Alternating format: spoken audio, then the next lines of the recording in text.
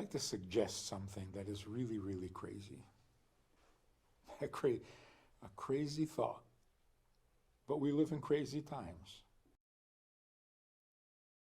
This year, this 11-month period, when everything we thought we knew fell apart on us, and everything we leaned on and trusted disappointed us, we are forced to kind of rethink everything. Everything. One of the things that, it seems to me, one of the things we have to rethink is life and death. Because that's something we really thought we knew. We thought at least this is for sure. Life is fleeting, death is forever. Is that not a fact? Is that not the ultimate fact? We don't know what life is going to bring, we don't know how it's going to be, but we do know life is brief, death is forever.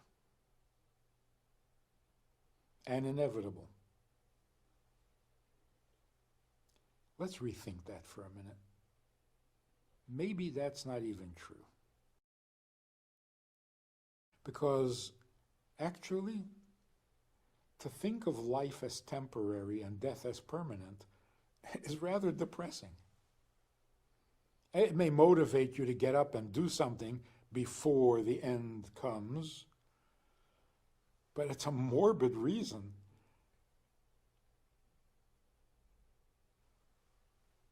So let's rethink that. Let's rethink really the most fundamental assumptions we've ever had. For example,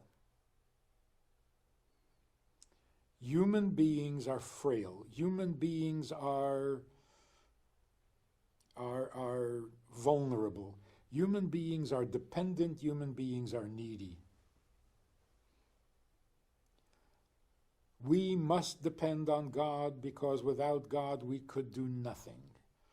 Without God we wouldn't even exist. Without God we cannot succeed. Without God we have no health, we have no wealth, we have nothing. And so we must plead with God, we must appease God, we must become his favorites. Otherwise we'll get nothing. And we will be in big trouble. Or in most cases, we are in trouble all the time. Our only hope is that if God wakes up in a good mood, maybe he'll give us a little goodie and we'll be able to succeed and have a decent life. Otherwise, we're doomed. Depending on your philosophy, depending on your religion, it can become more or less depressing, but it's depressing. Can we rethink this? Are we sure that that's even true? Then there's another assumption that we need to rethink. God is perfect, God is invulnerable, God is untouchable, unreachable, unshakable. He is indifferent. Of course, you want his help, you can plead with him, but it doesn't make a difference to him. You're in trouble, you're going to go to hell unless he saves you. So what does it take to get him to save you? But whether you're saved or not doesn't matter to him. So we are needy, he is not. Is that true? It's been a long time that people have believed this, assumed it. Why? Maybe it's not even true. So let's examine this from a human perspective. I'm needy. I'm very needy. I'm vulnerable. I'm weak. I'm frail. I'm bad. I'm in trouble all the time. From the minute I'm born, I'm in trouble. because, I need to eat. My mother is sleeping. I'm already in trouble. Life stinks. When I need to eat, my mother is sleeping. What kind of life is this?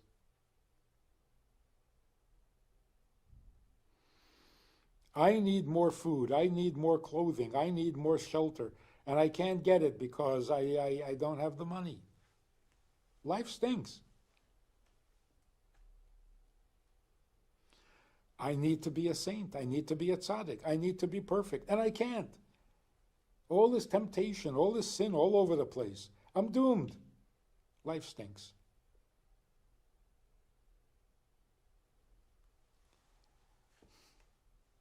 Am I really that needy? Am I that needy? Well, I didn't ask to be born. I didn't ask to be born. Nobody asks to be born. Nobody cares to be born because nobody needs to be born. I don't need to be born. I'll be perfectly content without it. I wouldn't be missing anything. Or at least I wouldn't know that I'm missing anything. So how do I come to the conclusion that I am needy? Needy of what? Well, I need a job. Why? Yeah, I got to make some money. Why? I got to pay the bills. Why? I don't know. I don't know. I don't know how I got into this mess. I was born, nobody asked me. I was created. I didn't agree. I didn't sign any contracts. And now I am needy. I have to. I must. I need this. I need that. I have to get this. I have to get that. Excuse me. I don't. How's that for an idea? Who says I need to pay bills? Well, you want to be homeless? Not particularly. But I need to buy a house? So ultimately, it'll all boil down to one thing. You don't want to die, do you? No, I don't particularly want to die. I'm not suicidal and I'm not depressed. But I can't agree that I have to live. I don't have to. I don't have to. I may like my life, I may not like my life, but I don't have to. I don't need to live. That's why people become suicidal. I don't need to live. If I like it, I'll enjoy it and I'll stay. If not, I didn't ask for this. And that's not even being depressed. That's just being obvious and logical. I don't need. Where did I get this notion that I am needy?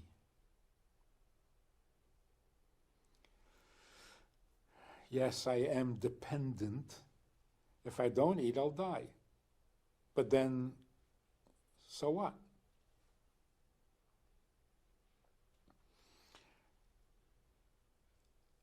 The fact that I cannot live without food is not a reason. That's not why I need to eat. It's just what I'm eating for. I eat so that I don't die. But why do I need to live and not die? I don't know. It's not my need. Let's put it in different words. I need to eat? No, I need to stop eating.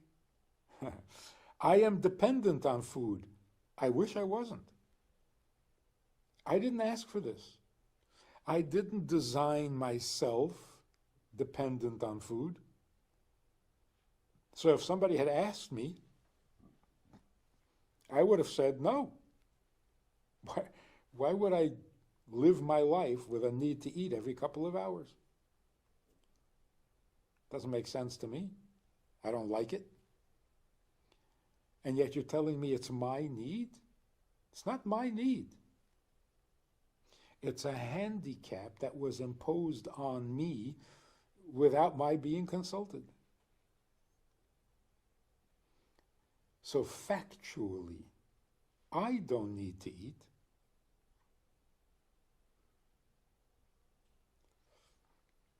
I was designed to eat. I don't need to sleep.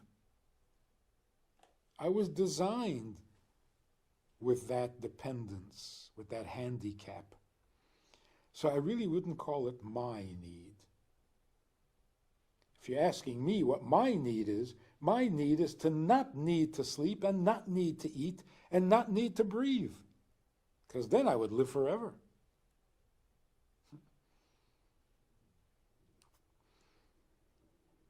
I am not the needy one. It's starting to make a lot of sense to me. I'm not needy.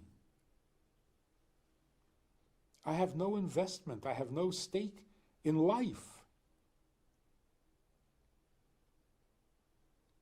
On the other hand, whoever created the world does have a stake in it, but has made an investment in it. So doesn't it make a lot more sense that God needs, humans don't?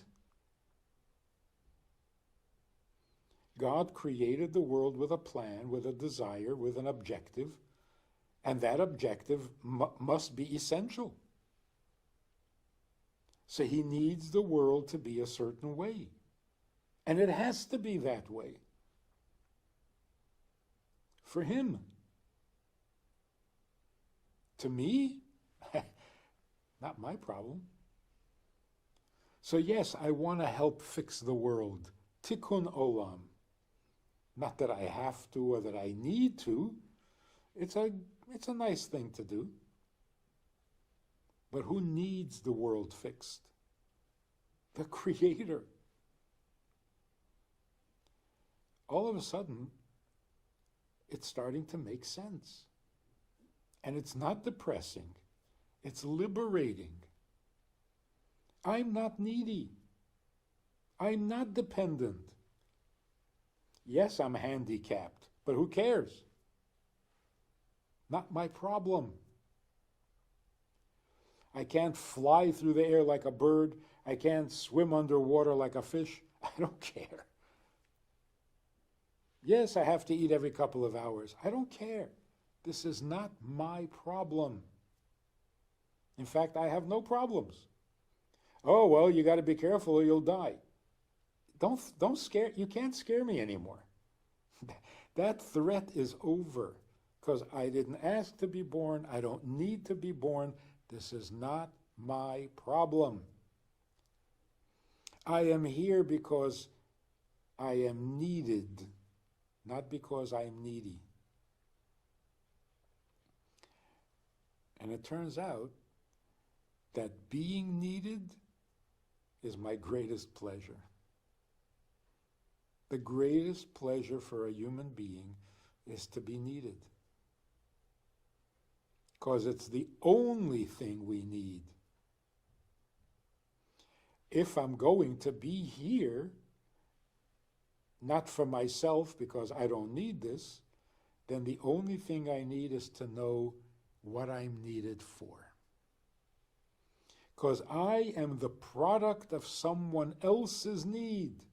And it's not my mother or father, because they didn't ask to be born either. So just to understand myself in a sane, non-depressing view, I'm not needy. Tell me what you need from me and I'm fine. In fact, I'm thrilled.